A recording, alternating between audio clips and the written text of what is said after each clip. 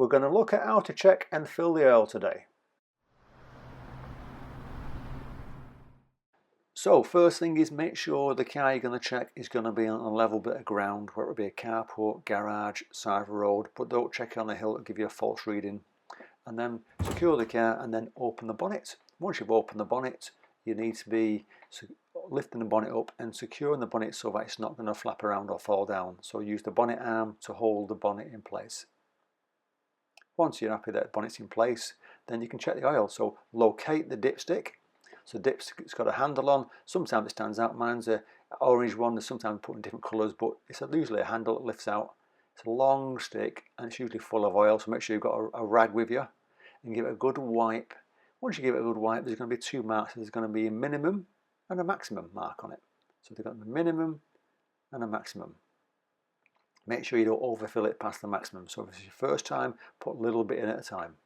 Then put it straight back in the dipstick and then lift the dipstick back out, and it'll give you a good reading of what the oil depth is in your engine. If it's at the maximum already, then you don't need to do anything. You just carry on like you know I've been doing. But if it needs topping up, then give it a wipe, put the dipstick back in, and then you can start looking at filling up the engine oil.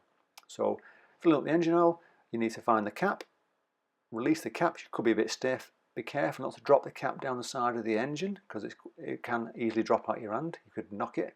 And then I usually put a bit of a rag around the actual entrance where you're going to put the oil in, so any spillages get caught. And I'm going to use a funnel, but you don't have to use a funnel, it's up to you. But a funnel makes it a bit more easy to fill up.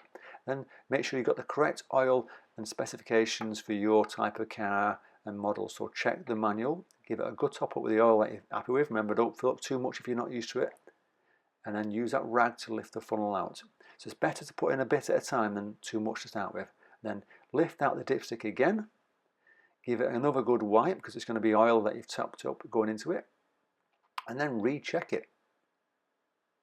Straight back down to the bottom, straight back out, and then recheck it. And if it's topped up to the maximum that you're happy with, then fantastic. Give it a good wipe and put the dipstick back into where the dipstick hole goes.